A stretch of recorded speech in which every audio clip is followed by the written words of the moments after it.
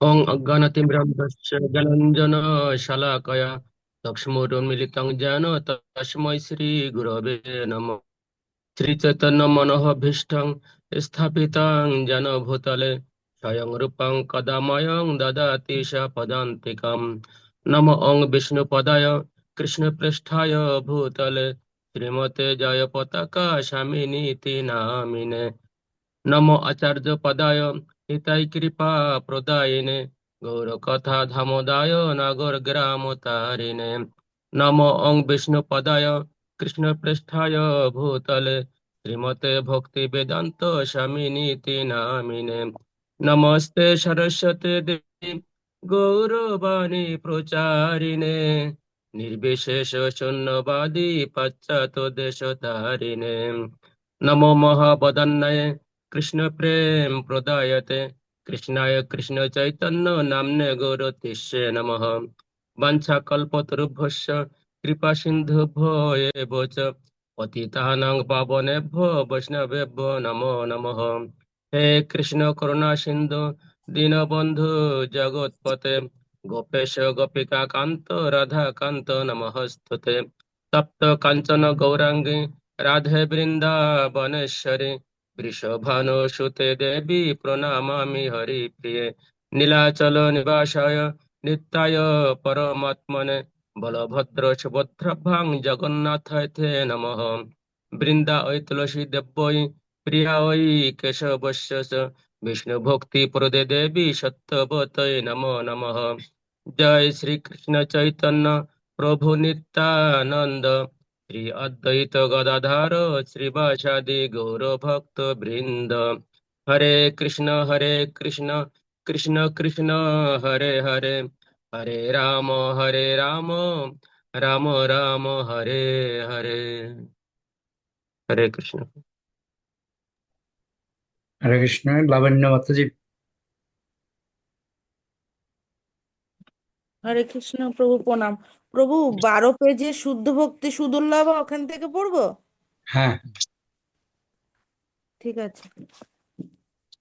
পারমার্থিক জীবনের প্রাথমিক স্তরে আত্ম উপলব্ধির জন্য তপশ্চর্যা আর ত্যাগ আদি কাচ্ছা সাধন করার বিধান আছে, কিন্তু এই সমস্ত পন্থা সাধক যদি জড় কামনা বাসনা রহিত হন, তবুও তিনি ভগবত ভক্তি লাভ করতে পারেন না।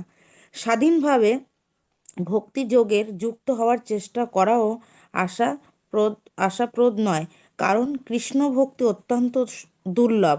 শ্রীকৃষ্ণ সহজেই ভক্তি এবং কি মুক্তিও দান করেন, কিন্তু তিনি ভক্তি যাকে তাকে দান করতে চান না।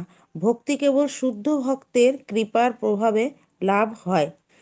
শ্রী চৈতন্য চরিতামৃতের মধ্য লীলায় 1951 বলা হয়েছে, শ্রীকৃষ্ণের শুদ্ধ ভক্ত শ্রী গুরুদেব ও শ্রীকৃষ্ণের কৃপার প্রভাবেই কেবল ভক্তি মার্গের অধিষ্ঠিত হওয়া যায়, এছাড়া আর অন্য উপায় নেই। ভক্তি সুদুর্লভ সুদুর্লভ ভর্তা তন্ত্র শাস্ত্রেও প্রতিপন্ন হয়েছে। সেখানে শিব সীতাকে বলেছেন, প্রিয়ে জ্ঞানের বিভিন্ন পন্থাকে পুঙ্খানুপুঙ্খানুভাবে বিশ্লেষণ করেছেন। যে বিচক্ষণ দার্শনিক, তিনি জড়জগতের বন্ধন থেকে মুক্ত হতে পারেন। বৈদিক নির্দেশ অনুসারে যাগযজ্ঞের অনুষ্ঠান করে বহু পুণ্য অর্জন করে কেউ তার দ্বারাই জড় সুখ ভোগ করতে পারেন, কিন্তু এই সমস্ত প্রচেষ্টা কখনো তাকে ভগবত ভক্তি দান করতে পারে না, হাজার হাজার জন্মের প্রচেষ্টার ফলেও নয়। শ্রীমদ্ ভাগবতমে প্রহ্লাদ মহারাজের উক্তিতে প্রতিপন্ন হয়েছে যে ব্যক্তিগত প্রচেষ্টা অথবা মহাপুরুষদের উপদেশ শ্রবণ করার মাধ্যমে কেবল ভগবত ভক্তি লাভ করা যায় না। জড় কামনা বাসনা থেকে সর্বত্রভাবে মুক্ত ভগবানের শুদ্ধ ভক্তের পদ রজ রজের দ্বারায় পদরজের দ্বারায় অভিষিক্ত না হলে ভগবত ভক্তি লাভ করা যায় না। শ্রীমদ্ ভাগবতে 5/6-18 নারদ মুনিও যুধিষ্ঠিরকে বলেছেন, হে রাজন, শ্রীকৃষ্ণ যার এক যার আর এক নাম মুকুন্দ, তিনি সর্বদাই পাণ্ডব ও যদুদের রক্ষা করেছেন। তিনি সর্বত্রভাবে আপনার গুরুদেব ও উপদেষ্টা। তিনি আপনার একমাত্র উপাস্য পরমেশ্বর ভগবান। তিনি অত্যন্ত স্নেহ এবং প্রীতিপরায়ণ, এবং তিনি আপনার ব্যক্তিগত ও পারিবারিক সমস্ত কর্মেই পরিচালক। অধিক আর কি বলবো। তিনি কখনো কখনো আপনার আদেশও পালন করে থাকেন, যেন তিনি আপনার বার্তাবহ দূত। হে রাজন, আপনি পরম সৌভাগ্যশালী, কারণ পরমেশ্বর ভগবান যেভাবে আপনাকে অনুগ্রহ করেন তা কেউ স্বপ্নেও আশা করতে পারে না। এই শ্লোকের তাৎপর্য হচ্ছে যে ভগবান সহজে মুক্তি দান করেন, কিন্তু তিনি ভক্তি দান করতে চান না, কারণ ভক্তির প্রভাবে ভগবান নিজেই ভক্তের কাছে বিকৃত হয়ে যান। ভক্তি সানন্দ স্বরূপ। শিলরূপ গোস্বামী বলেছেন যে ব্রহ্মে লীন হয়ে যাওয়ার আনন্দকে যদি কোটি কোটি গুণে বর্ধিত করা যায়, তাহলেও ভগবত ভক্তির আনন্দের সমুদ্রের এক বিন্দুর সঙ্গেও তার তুলনা হয় না। হরিভক্তি সুদোদয় গ্রন্থে প্রহ্লাদ মহারাজ ভগবান শ্রী নৃসিংহদেবের প্রসন্নতা মানসে প্রার্থনা করার সময় বলেন, হে জগদীশ্বর ভগবান, আপনার সান্নিধ্য আমি দিব্য সুখ অনুভব করছি, যেন আমি আনন্দের সমুদ্রে নিমজ্জিত হয়েছি। এই আনন্দের কাছে ব্রহ্মানন্দকে গোস্পদের তুল্য মনে করেছেন। তেমনি শিল শ্রীধর স্বামী শ্রীমদ্ ভাগবতমের ভাষ্য ভাবার্থ দীপিকায় বলা হয়েছে, হে ভগবান, যে সমস্ত মহাভাগ্যবানেরা তোমার ভক্তি রসামিত সিন্ধুতে সন্তরণ করেছেন এবং নিরন্তর তোমার লীলামৃত আস্বাদন করেছেন, তারা জানেন যে এই পরমানন্দের সঙ্গে ধর্ম, অর্থ, কাম, মোক্ষ মোক্ষলব্ধ সুখের কোনো তুলনাই হয় না। এই ধরনের শুদ্ধ ভক্ত ভক্তির আনন্দ ব্যতীত অন্য সমস্ত আনন্দকে তৃণবৎ বিবেচনা করেন। কৃষ্ণা কার্সানি। শিলরূপ গোস্বামী বলেছেন যে ভক্তি শ্রীকৃষ্ণকে পর্যন্ত আকর্ষণ করে।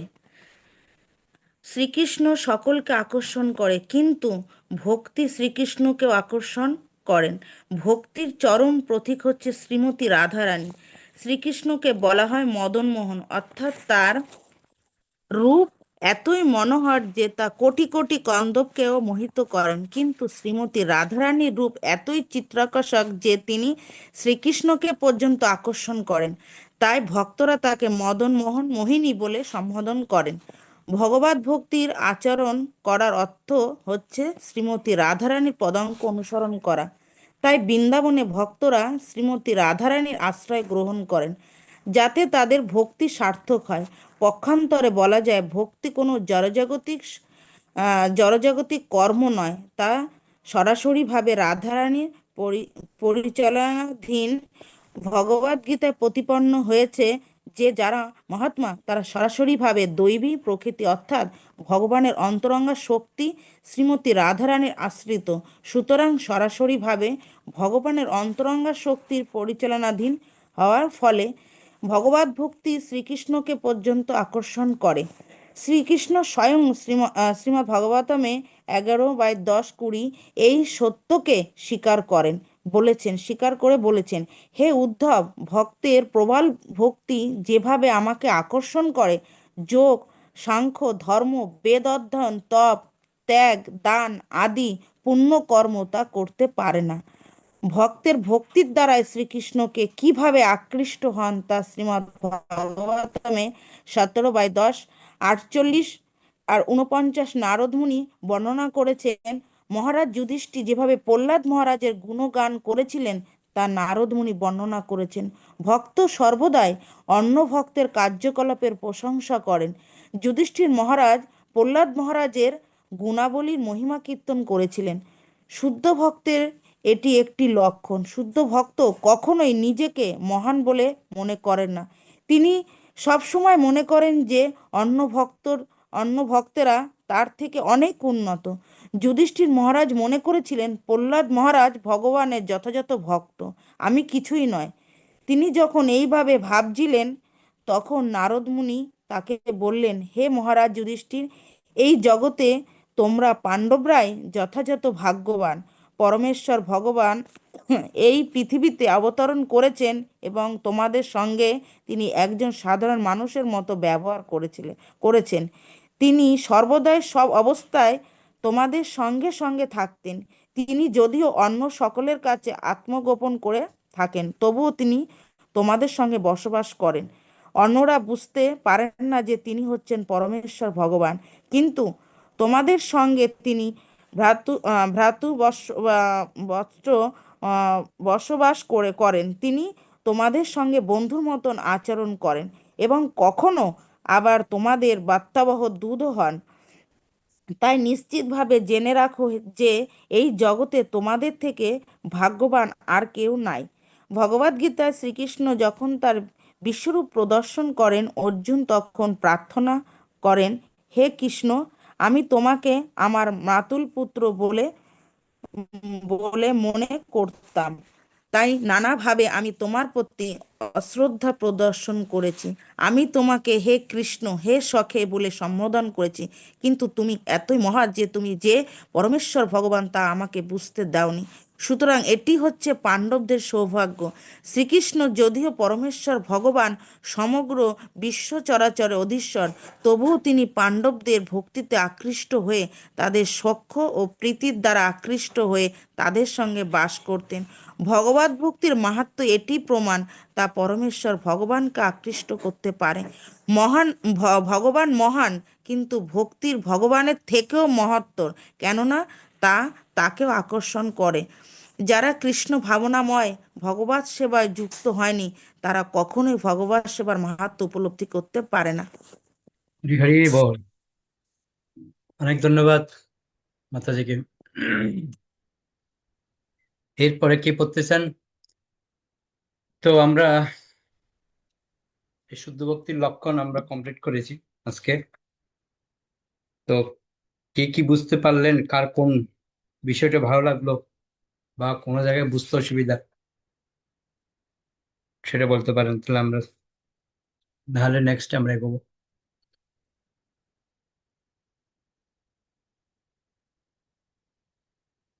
কার কি ভালো লাগলো?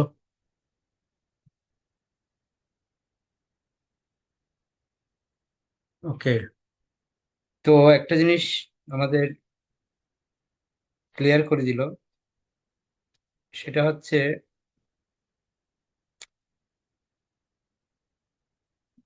কৃষ্ণ ভক্তি হচ্ছে দুর্লভ। এমনই দুর্লভ যে ভগবান সেটা যাকে তাকে দান করতে চান না। তো বলছে শ্রীকৃষ্ণ সহজেই ভক্তি মুক্তি এগুলি দান করে, কিন্তু কৃষ্ণ ভক্তি কখনো দান করে না। ওকে, সর্বরূপা মাতাজি।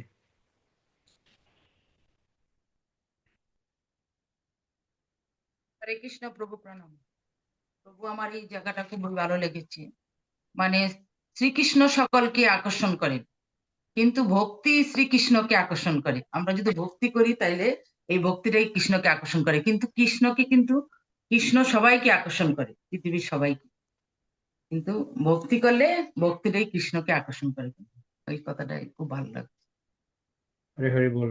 শক্তি রাধিকা মাতাজি।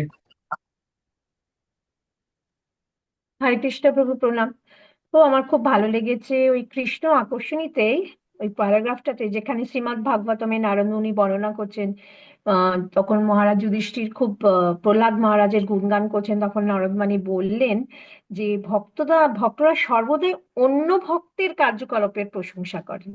যুধিষ্ঠির মহারাজ প্রহ্লাদ মহারাজের গুণবালী মহিমা কীর্তন করছিলেন। এটাই হলো শুদ্ধ ভক্তদের একটি লক্ষণ। শুদ্ধ ভক্ত কখনো নিজেকে মহান মনে করেন না, তিনি সবসময় মনে পড়ে অন্য ভক্তরা তার থেকে অনেক বেশি উঁচুতে আছে, অনেক বেশি উন্নত। তো এটা একটা আমার খুব ভালো লেগেছে যে নিজেদের প্রশংসা করেন না, সবসময় অন্য ভক্তদেরকে উঁচু করার জন্য। এটা একটা ভীষণ ভালো পয়েন্ট প্রভু, আমাদের শেখা উচিত। হরি বল। হরি হরি বল। উজ্জ্বলা মাতাজি। হরে কৃষ্ণ প্রভু, প্রণাম প্রভু। আমি এটাই বলতে চাইছিলাম যে ভগবান ভক্তি মুক্তি প্রদান করেন, কিন্তু ভক্তি প্রদান করেন না। আমরা ভক্তি কেবলমাত্র শুদ্ধ ভক্তের মাধ্যমে পেতে পারি। কেননা ভক্তি ভগবানকে আকর্ষণ করে, এবং যাকে তাকে ভগবান ভক্তি প্রদান করেন না। এটাই একটা ভালো পয়েন্ট। আমরা ভক্তি লাভ করতে হলে আমাদের শুদ্ধ ভক্তের মাধ্যমে ভক্তি লাভ করতে হবে। হরে কৃষ্ণ। উজ্জ্বল বর্ণ প্রভু। হরে কৃষ্ণ প্রভু প্রণাম। আমি এখানে পেয়েছি ভালো, মানে বৈদিক নির্দেশ অনুসারে যাগযজ্ঞের অনুষ্ঠান করে বহু পুণ্য অর্জন করে কেউ তার দ্বারা জড়সুখ ভোগ করতে পারেন, কিন্তু এই সমস্ত প্রচেষ্টা কখনো তাকে ভগবত ভক্তি দান করতে পারে না। হাজার প্রচেষ্টার জন্মের ফলেও সেটা নয়। মানে দান ধ্যান অর্জন করলে মানে জড় সুখ মানে জড় সুখ ভক্তি লাভ করা যায়, জড় সুখ লাভ করা যায়, কিন্তু ভগবত ভক্তি লাভ করা যায় না। হাজার হাজার প্রচেষ্টার ফলেও এটা হয় না। এটাই বলতে চাচ্ছি। ওকে, লাবণ্য মাতাজি। হরে কৃষ্ণ প্রভু প্রণাম।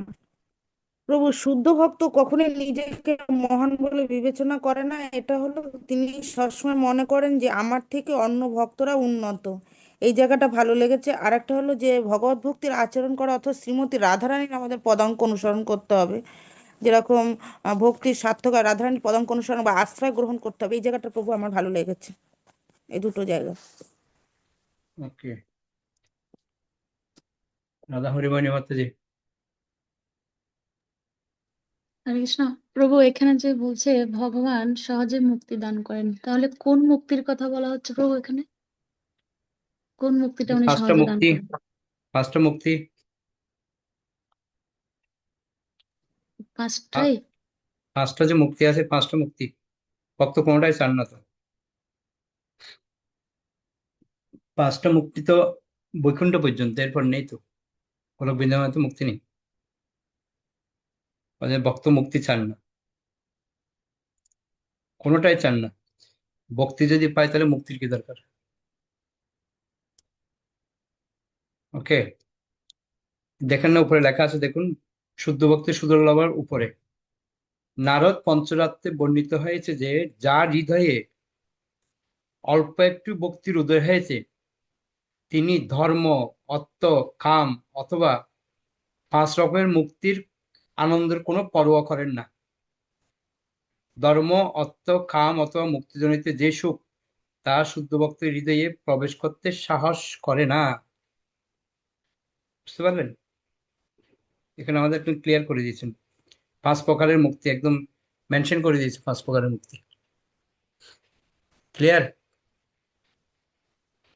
হ্যাঁ প্রভু। ওকে, শক্তিরাজকে মাতাজি।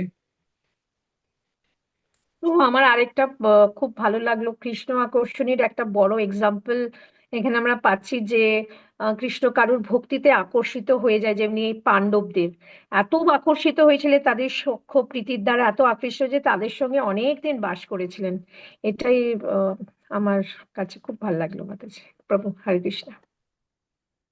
হরি হরি বল। তো এখানে 3-4টা পয়েন্ট, খুব গুরুত্বপূর্ণ পয়েন্ট আছে। একটা হচ্ছে যে কৃষ্ণ আকর্ষণী, যে কথাটা, যে ভক্তি কৃষ্ণকে পর্যন্ত আকর্ষণ করে, কিন্তু আমরা দেখতে যাই কৃষ্ণ সকলকে আকর্ষণ করে, কিন্তু ভক্তি কৃষ্ণকে আকর্ষণ করে। তো এখন প্রশ্ন হচ্ছে ভক্তির চরম প্রতীকটা কে? ভক্তির চরম প্রতীক হচ্ছে শ্রীমতী রাধারানী। শ্রীকৃষ্ণকে বলা হয় মদন মোহন, অর্থাৎ তার রূপ এতই মনোহর যে তা কোটি কোটি কন্দর্পকে মোহিত করে, কিন্তু শ্রীমতী রাধারানীর রূপ এতই চিত্তাকর্ষক যে তিনি কৃষ্ণকে পর্যন্ত আকর্ষণ করেন। তাই ভক্তরা তাকে মদন মোহন মোহিনী বলে সম্বোধন করেছে। তার মানে একটা জিনিস আমাদের এখানে ক্লিয়ার, ভক্তির কিন্তু সর্বোচ্চ স্তর হচ্ছে কার হাতে? বুঝতে পারছেন? রাধারানীর হাতে। রাধারানীর হাতে। বুঝে গেল? আরেকটা পয়েন্ট এখানে আমাদের খুব গুরুত্বপূর্ণ পয়েন্ট, যেখানে বলা হচ্ছে শুদ্ধ ভক্তি কেবল শুদ্ধ ভক্তির কৃপার প্রভাবে লাভ হয়।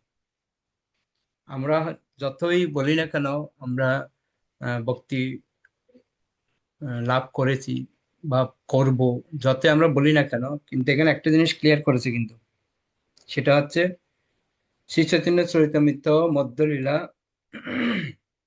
19 অধ্যায় 151 নম্বর শ্লোক। আপনারা যারা গ্রন্থ পড়েন একটা জিনিস খেয়াল রাখবেন, যদি দুটো আহ অর্থাৎ শব্দ থাকে, যেমন গীতা, গীতা দিয়ে যদি 19 বা 50 এরকম যদি লেখা থাকে, তাহলে গীতা 19 অধ্যায় 50 নম্বর শ্লোক। আর চৈতন্য চরিতামৃত যদি লেখা থাকে, লেখা থাকবে চৈতন্য চরিতামৃত আদি মধ্য অন্ত, তিনটার দিকে যেকোনো একটা লেখা থাকবে, আর পাশে থাকবে আদি বা 19/53 বা এরকম একটা শ্লোক দেওয়া থাকবে। তাহলে বুঝুন যে এটা চৈতন্য চরিতামৃত, ওখানে হচ্ছে মধ্যলীলা 19 অধ্যায় 151 নম্বর শ্লোক। আর দুটো যদি অবলিক থাকে, তোমার শ্রীমদ্ ভাগবত 5/6/18, মানে এটা কি হবে, পঞ্চম স্কন্ধ 6ষ্ঠ অধ্যায় 18 নম্বর শ্লোক। এভাবে মেনশন করে পড়বেন, তাহলে খুব ভালো। ভাগবতের বেলাতে আমাদের 3টে শব্দ থাকে শ্রীমদ্ ভাগবতে, যে পঞ্চম স্কন্ধ 6ষ্ঠ অধ্যায় 18 নম্বর শ্লোক, এরকম ভাবে যখন পড়বেন খুব ভালো। তো যেটা আমি বলতে গিয়েছিলাম, চৈতন্য চরিতামৃতের মধ্যলীলা 19 অধ্যায় 151 নম্বর শ্লোকে কিন্তু খুব সুন্দর একটা কথা তুলে ধরেছে। কি সেটা?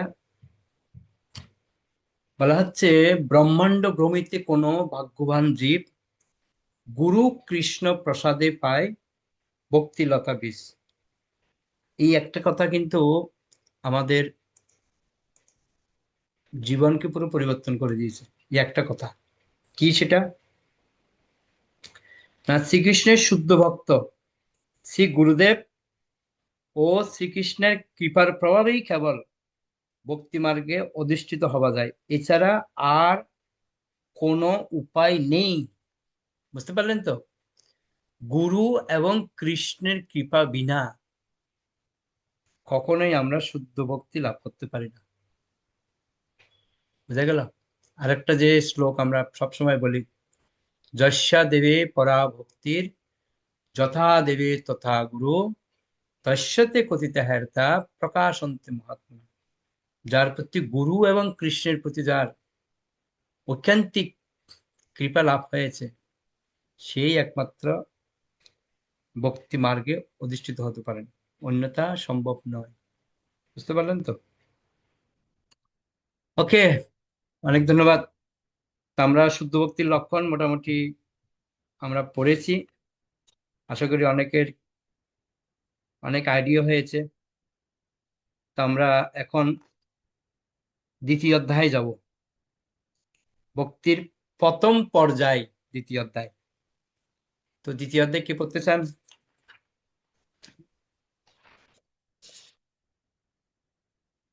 ভক্তির প্রথম পর্যায়। ওকে, হ্যাঁ,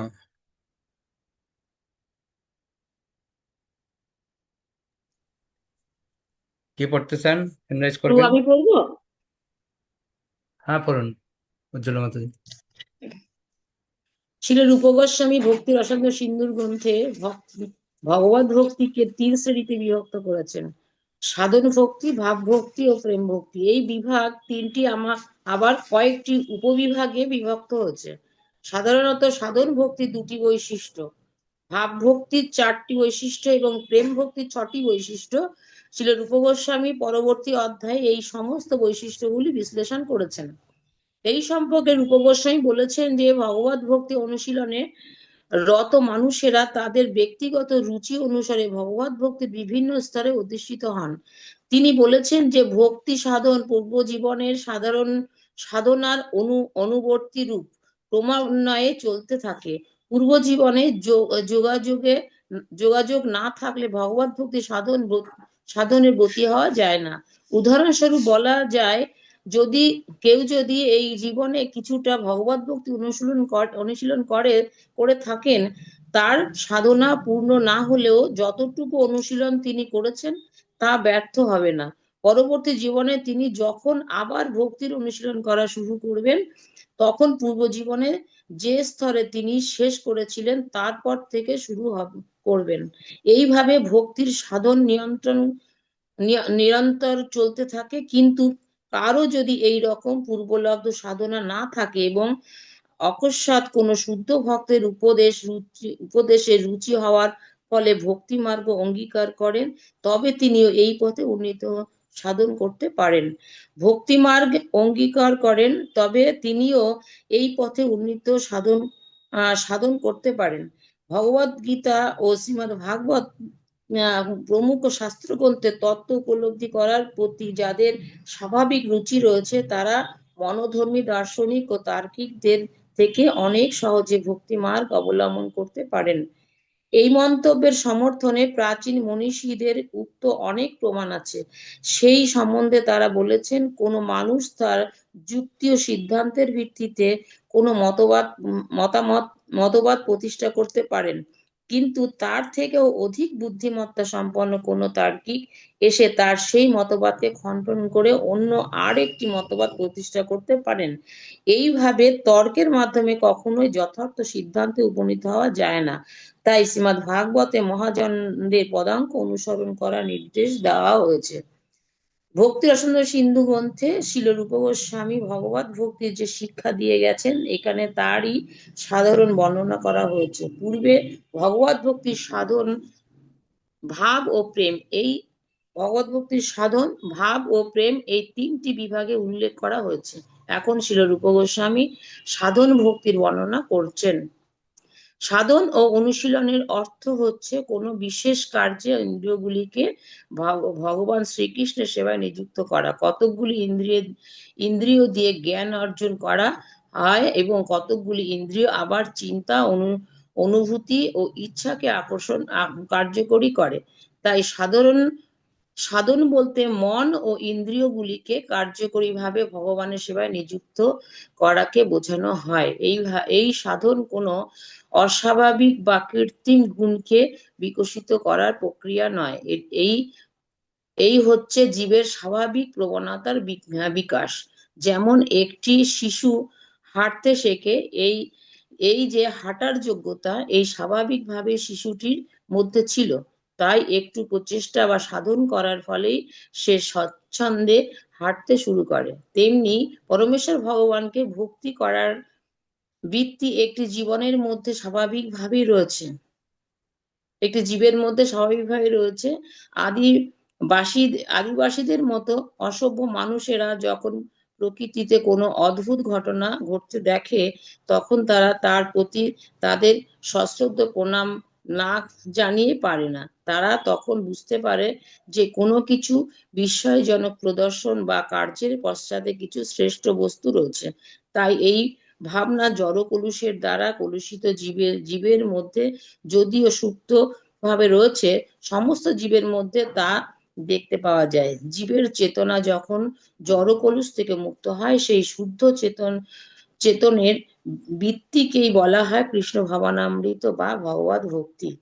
শিশু যেমন অল্প একটু চেষ্টা করার ফলে হাঁটতে শুরু করে, তেমনি কতকগুলি নির্দিষ্ট বিধির মাধ্যমে আমাদের মন ও ইন্দ্রিয়কে ভগবানের সেবায় নিযুক্ত করার ফলে আমাদের সুপ্ত ভগবত ভক্তি বা কৃষ্ণ ভাবনামৃত বিকশিত হয়।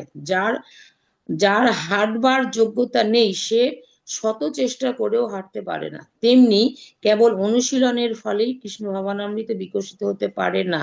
প্রকৃত পক্ষে সেই রকম কোনো সাধন বা অনুশীলন নেই। কৃষ্ণ ভক্তি নিত্য সিদ্ধ, কিন্তু জীবনের স্বাভাবিক আন্তরিক বৃত্তি বিকশিত করার জন্য কতগুলি সাধনের প্রক্রিয়া আছে, যা আচরণ করার ফলে তা সুপ্ত ভক্তি জাগরিত হয়। এই অভ্যাসের নামই হচ্ছে সাধন ভক্তি। মায়া শক্তির বশীভূত প্রতিটি জীবই উন্মাদ। শ্রীমদ্ ভাগবতে বলা হয়েছে, সাধারণত বদ্ধ জীব উন্মাদ, কারণ সে সর্বদাই এমন সমস্ত কর্মে তৎপর যা তার বন্ধন ও ক্লেশের কারণ।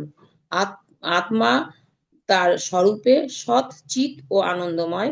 জড় কার্যকলাপে লিপ্ত হয়ে পড়ার ফলে সে অসৎ অচেতন ও নিরানন্দ হয়ে পড়েছে। তার এই দুর্দশার কারণ হচ্ছে তার বিকর্ম।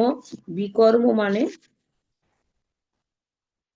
হচ্ছে অনুচিত কর্ম। তাই সাধন ভক্তি অনুশীলন করা অবশ্য কর্তব্য, যার অর্থ হচ্ছে সকলের ভগবানের শ্রী বিগ্রহের মঙ্গল আরতির মঙ্গল আরতি করা, কতকগুলি জড় কার্যকলাপ বর্জন করা, শ্রী গুরুদেবকে প্রণাম করা এবং আরো অনেকগুলি বিধি নিষেধ মেনে চলা, যা পরে একে একে আলোচনা করা হবে। এই সমস্ত অনুশীলনগুলি আমাদের উন্মাদ রোগ সারাতে সাহায্য করবে।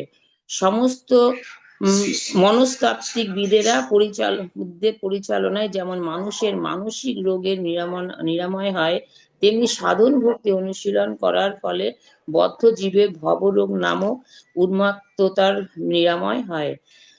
শ্রীমদ্ ভাগবতে 7:1-32 নারদ মুনি এই সাধন ভক্তির উল্লেখ করে যুধিষ্ঠির মহারাজকে বলেছেন, হে রাজন, যে কোনো উপায়েই হোক মনকে শ্রীকৃষ্ণের চিন্তায় মগ্ন রাখতে হবে। এরই নাম কৃষ্ণ ভাবনামৃত। আচার্য বা সদ্গুরুর কর্তব্য হচ্ছে কিভাবে শিষ্যের চিত্ত শ্রীকৃষ্ণের একাগ্র করা যায় তার ব্যবস্থা করা। এটি হচ্ছে সাধন ভক্তির প্রাথমিক স্তর।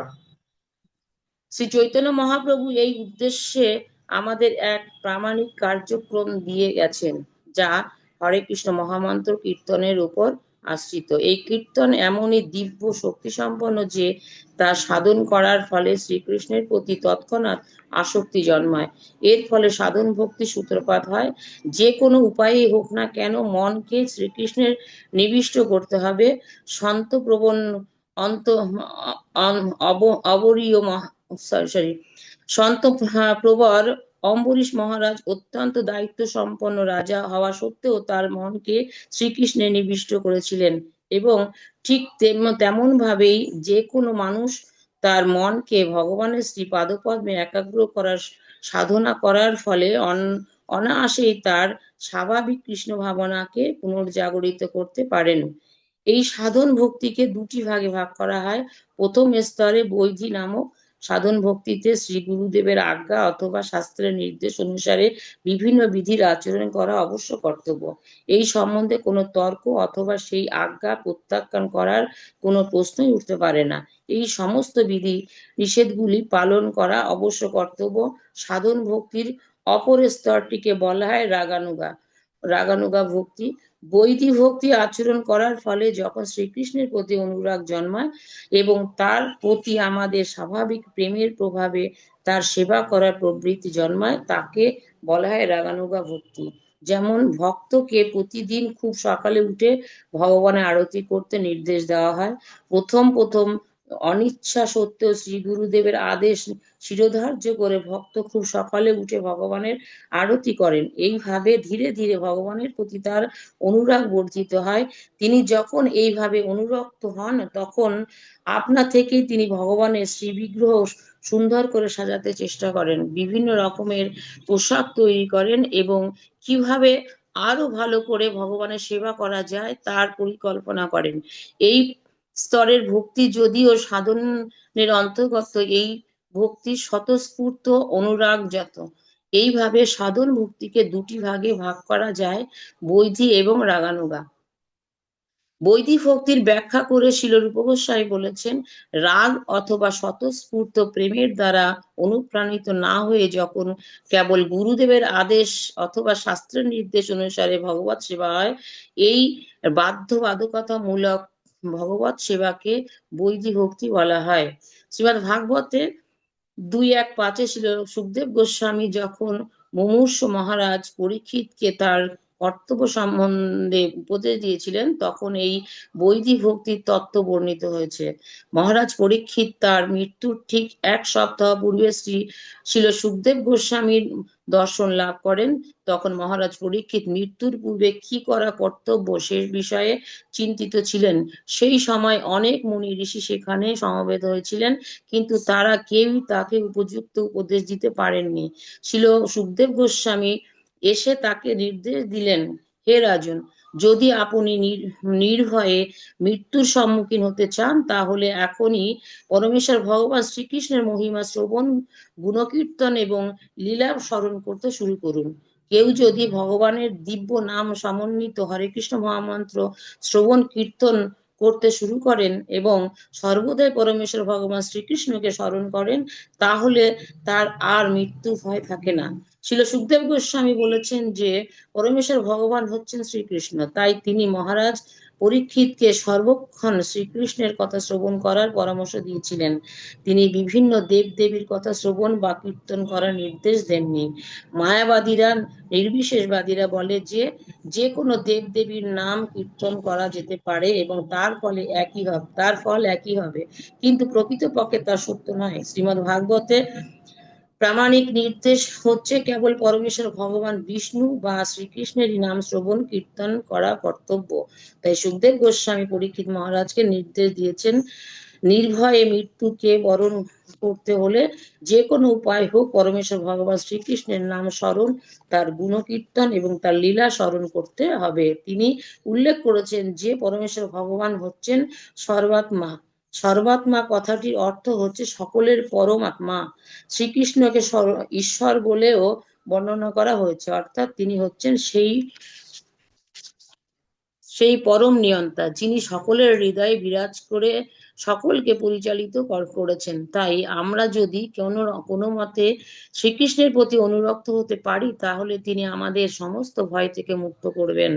ভগবদ গীতায় বলা হয়েছে যে ভগবানের ভক্তের কোনো বিনাশ হয় না, ন মে ভক্তা পুনশ্যতি। অন্যদের কিন্তু অবশ্যই বিনাশ হয় অর্থাৎ এই মনুষ্য শরীর পাওয়া সত্ত্বেও মানুষ যদি জন্ম মৃত্যুর বন্ধন থেকে মুক্ত হওয়ার চেষ্টা না করে তাহলে সে এই সুবর্ণ সুযোগ হারিয়ে ফেলে। এই ধরনের মানুষেরা জানে না যে প্রকৃতির নিয়মে তারা কোথায় প্রক্ষিপ্ত হচ্ছে। কেউ যদি মনুষ্য জন্ম পাওয়া সত্ত্বেও তার হৃদয়ের কৃষ্ণ ভাবনা বিকশিত না করে তাহলে তাকে 84 লক্ষ বিভিন্ন জনিতে জন্ম মৃত্যু চক্রে প্রক্ষিপ্ত হতে হবে, যার ফলে তার আত্মস্বরূপ বিনষ্ট হবে। জীবদেহ বিভিন্ন রকমের, তাই পরবর্তী জন্মে সে একটি গাছ হয়ে জন্মাবে বা পশু হয়ে জন্মাবে, না পাখি হয়ে জন্মাবে, এই সম্বন্ধে কোনো নিশ্চয়তা নেই। জীবনের স্বাভাবিক কৃষ্ণ ভক্তি পুনঃপ্রকাশিত করবার জন্য শ্রীল রূপ গোস্বামী পরামর্শ দিয়েছেন যে কোনো না কোনো ভাবে আমাদের মনকে দৃঢ়তার সঙ্গে শ্রীকৃষ্ণের চিন্তায় মগ্ন রাখতে হবে এবং তার ফলে আমরা মৃত্যু ভয় থেকে মুক্ত হতে পারবো। মৃত্যুর পর যে আমাদের কি গতি হবে সে সম্বন্ধে আমাদের কোনো ধারণা নেই, কারণ তখন আমরা সম্পূর্ণরূপে প্রকৃতির নিয়মের বশবর্তী হয়ে থাকি। পরমেশ্বর ভগবান শ্রীকৃষ্ণই কেবল প্রকৃতিকে নিয়ন্ত্রণ করেন। তাই আমরা যদি দৃঢ়তার সঙ্গে শ্রীকৃষ্ণের শরণাগত হই তাহলে আর বিভিন্ন জনিতে জন্ম ও মৃত্যুর চক্রে পুনরাবর্তিত হওয়ার ভয় থাকে না। শ্রীকৃষ্ণের অন্যান্য ভক্ত অবশ্যই শ্রীকৃষ্ণকে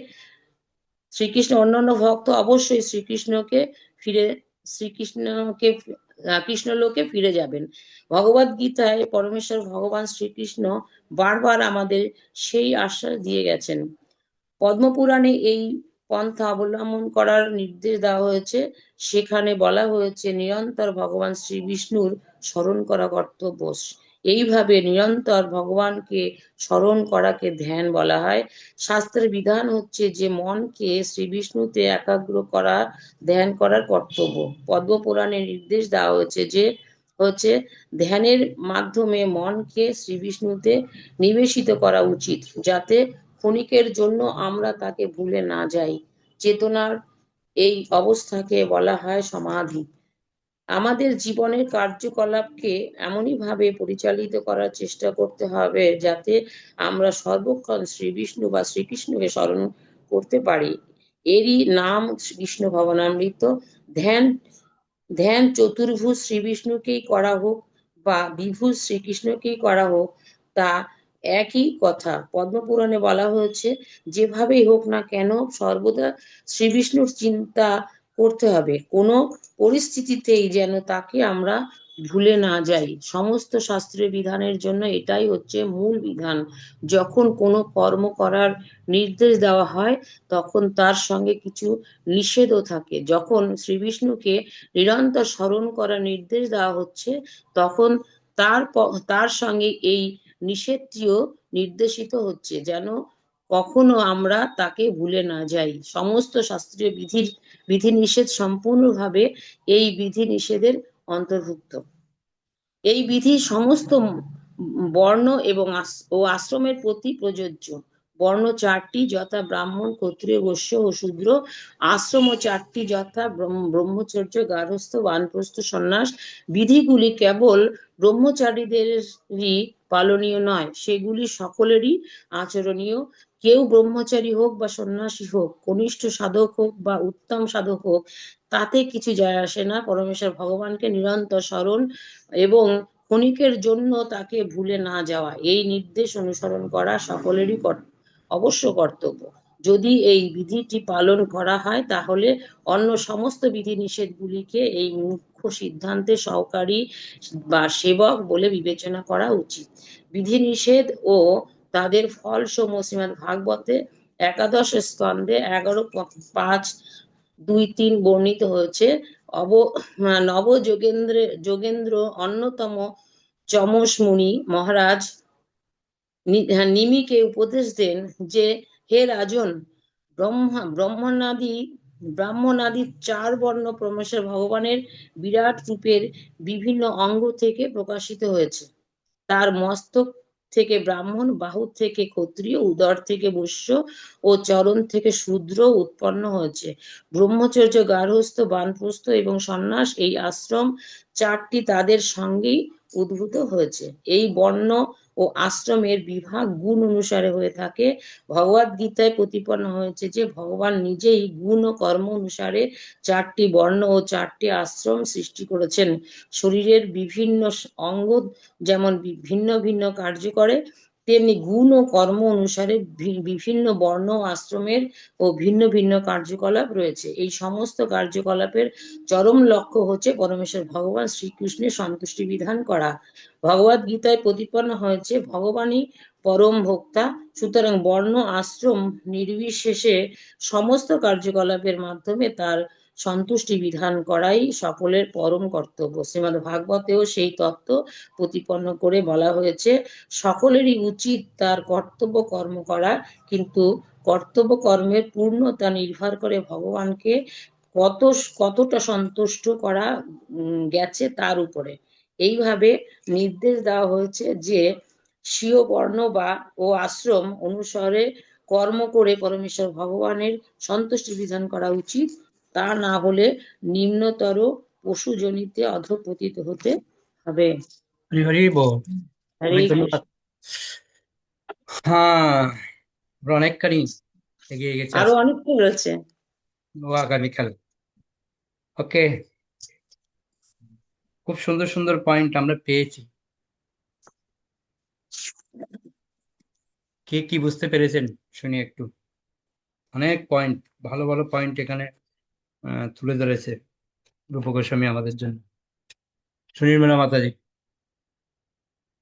হরে কৃষ্ণ প্রভু, প্রণাম প্রভু। এখানে অনেক সুন্দর পয়েন্ট আছে, তার মধ্যে মানে যেটা অ্যাকচুয়ালি সবসময়ই মনে হয় যে মৃত্যুর পর যে কি গতি হবে সেই সম্বন্ধে আমাদের কোনো ধারণাই নেই, কারণ তখন আমরা সম্পূর্ণরূপে প্রকৃতির নিয়মের বশবর্তী হয়ে থাকি। মানে এটা তো খুব সাংঘাতিক ব্যাপার। মানে আমরা বলে না যে সাধন করো ভজন করো মরতে জানলে হয়, যে মৃত্যুর পরে যে কি হবে ভগবানই জানে একমাত্র। কর্মের ব্যাপারটা তো খুব জটিল। তো সেই জিনিসটা মানে খুব ভালো লাগলো সেটা, যে রূপ গোস্বামী বারবার সেটা সতর্ক করে দিয়েছেন এখানে। একমাত্র ভগবানকে সর্বদা স্মরণ রাখতে হবে। বারবার সেই একই কথা বারবার অনেক জায়গায় বলেছেন উনি এই কথাটা। হরে কৃষ্ণ প্রভু। ওকে, উজ্জ্বলা মাতাজি। তো এখানে সবচেয়ে আমার মূল পয়েন্ট মনে হচ্ছে যে যে আমাদের বিধি নিষেধ যেটা আমরা সর্বদাই ভগবানকে স্মরণ রাখি এবং ভগবানকে এক মুহূর্তের জন্য যেন না ভুলে যাই, সেটাই হচ্ছে আমাদের বিধি নিষেধ। এই বিধি নিষেধ যদি আমরা স্মরণ করে চলতে পারি তাহলে আমরা ভগবত ভক্তিতে অগ্রসর হতে পারবো। হরি হরি বল। হরে কৃষ্ণ প্রভু। সনাতনী মাতাজি।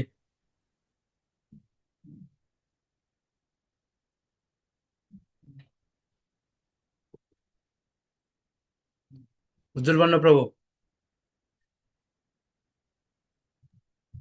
হরে কৃষ্ণ প্রভু প্রণাম।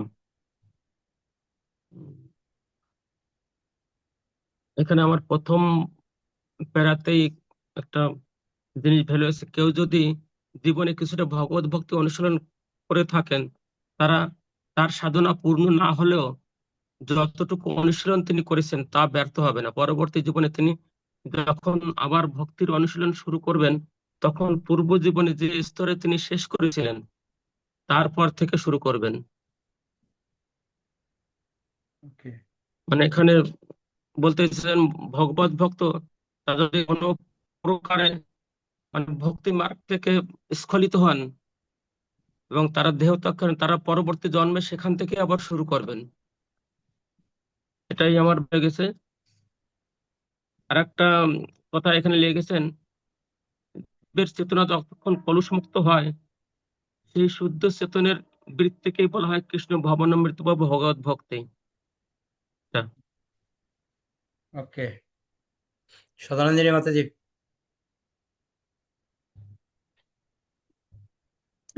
হরে কৃষ্ণ প্রভু প্রণাম। এখানে অনেক জায়গায় ভালো লেগেছে প্রভু। এখানে বলছে সুখদেব গোস্বামী পরীক্ষিত মহারাজকে নির্দেশ দিয়েছেন যে নির্ভয়ে মৃত্যুকে বরণ করতে হলে যে কোনো উপায় হোক পরমেশ ভগবান শ্রীকৃষ্ণের নাম শ্রবণ ও তার গুণ কীর্তন এবং তার লীলা স্মরণ করতে হবে। তিনি উল্লেখ করেছেন যে পরমেশ্বর ভগবান হচ্ছেন সর্বাত্মা ও সর্বাত্মা কথাটির অর্থ হচ্ছে সকলের পরম আত্মা।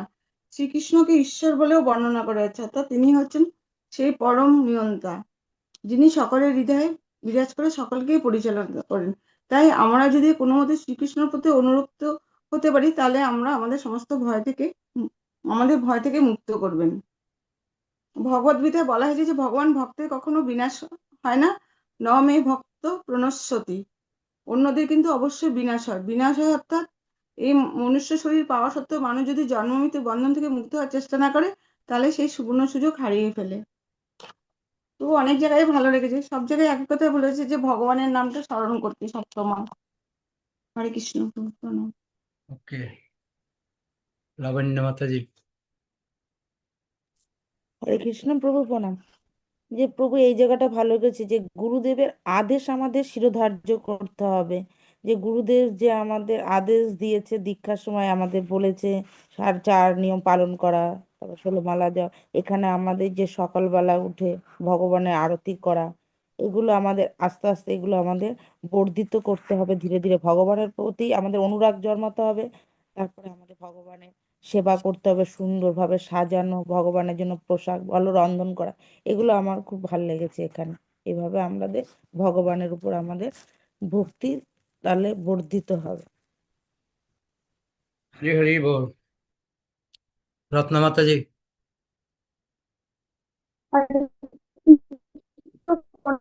19 পেজের এখানে বলছে যে শ্রীলোক সুখদেব গোস্বামী নির্দেশ দিচ্ছেন যে হে রাজন, যদি আপনি নির্ভয় মৃত্যুর সম্মুখীন হতে চান তাহলে এখনই পরমেশ্বর ভগবান শ্রীকৃষ্ণের মহিমা শ্রবণ, গুণকীর্তন আর লীলা স্মরণ করতে শুরু করুন।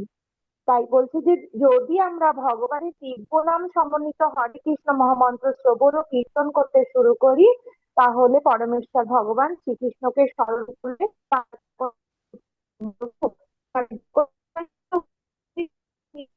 যদি আমাদের ওনার কথাগুলি কেটে যাচ্ছে, ক্লিয়ার আসছে না।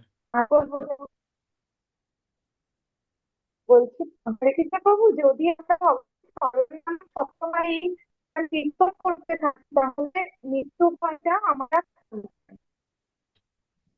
কথাগুলি ক্লিয়ার শোনা যাচ্ছে না, আপনার নেটের মানে প্রবলেম হচ্ছে। শক্তি রাধিকা মাতাজি। হ্যাঁ প্রভু। হরে কৃষ্ণ প্রভু প্রণাম। প্রভু এখানে সাধন ভক্তিটাকে দুটো ভাগ করেছে, সেটা একটা বৈধি ভক্তি আর একটা হলো রাগানুগা ভক্তি। বৈধি ভক্তি মানে আমাদের প্র্যাকটিস করতে হবে, যা যা আমাদের রুলস রেগুলেশন সকাল থেকে সন্ধ্যে পর্যন্ত, কিন্তু যখন এটা স্বতঃস্ফূর্ত ভাবে হবে এটা রাগানুগা ভক্তি হয়ে যাবে। তবু অনেক পয়েন্টস আছে এখানে, কোনটা ছেড়ে কোনটা বলবো। এখানে বলছে যে always remember Krishna never forget, এটা তো সবচাইতে ইম্পর্টেন্ট। আমরা এই ভক্তি রসামৃত সিন্ধু থেকে পড়ি পাবো, এটাই হলো সবচাইতে ইম্পর্টেন্ট। আমাদের মৃত্যু যখন তখন হতে পারে, তো আমাদের প্র্যাকটিস করতেই হবে। আর এখানে বলছে একটা ভেরি ইম্পর্টেন্ট প্রভু, এটা বলছে আহ এই যে কোথায় যেন বিনাশের কথা বলেছিল প্রভু, ওই বিনাশের পয়েন্টটা খুব ছিল ভালো। কোথায় গেল? বিনাশ হয় অর্থাৎ এই মনুষ্য শরীর পাওয়া সত্ত্বেও মানুষ যদি জন্ম মৃত্যুর বন্ধন থেকে মুক্ত হওয়ার চেষ্টা না করে, তাহলে আমরা কিন্তু এই সুবর্ণ সুযোগটা হারিয়ে ফেলছি। এই সুবর্ণ সুযোগ আবার পাবো কিনা।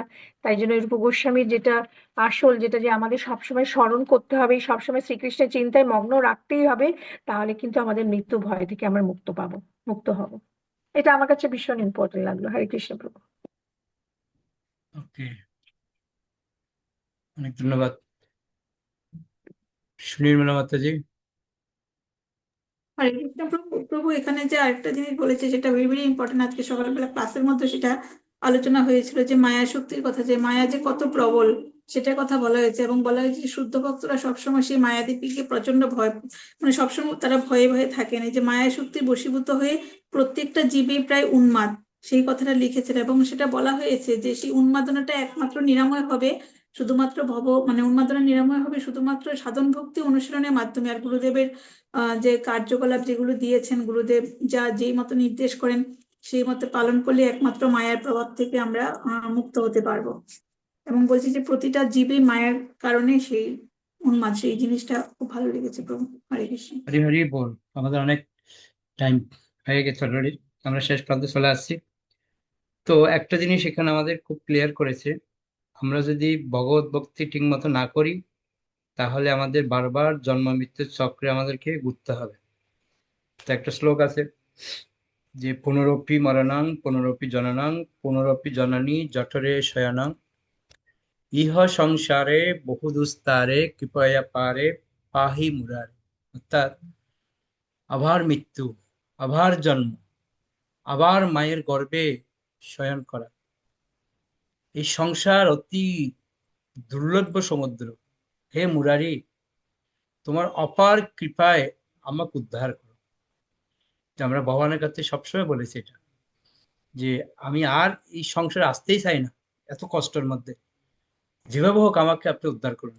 তা আমরা প্রার্থনা শুধু করলে হবে না উদ্ধার করার জন্য, এই কার্যক্রমগুলো আমাদের করতে হবে, তাহলে আমরা আহ উদ্ধার পেতে পারবো। তো যিনি এখানে বক্তব্য রাখতেছেন কিন্তু আমাদেরকে প্রতি পদক্ষেপে আমাদেরকে শিক্ষা প্রদান করছে কিভাবে আমরা এগোবো।